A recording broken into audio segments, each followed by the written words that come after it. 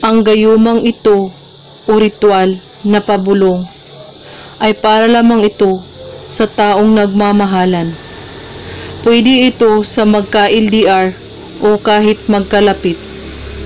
Ang kailangan mo dito ay iyong buong tiwala kapag ginawa mo ito at magko-concentrate sa taong gagawan mo nito.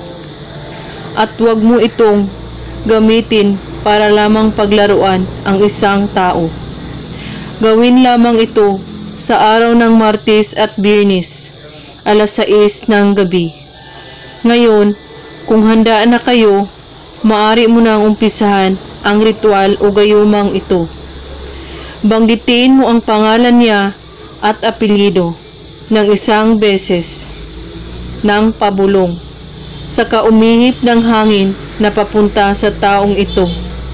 Enoch Amit Meti Amari Simuel. Banggitin mo ulit ang pangalan niya. At kung kayo naman ay magka-LDR, banggitin ang mga ito ng 10 beses. Bawat banggit nito ay banggitin mo rin ang kanyang pangalan at apelyido. At saka umihip ng hangin ng pabulong. At kailangan ay kabisaduhin mo muna ang mga salitang ito bago ito gawin. At kailangan gumawa kayo nito walang ibang iniisip at pagdududa. Buo ang inyong paniniwala.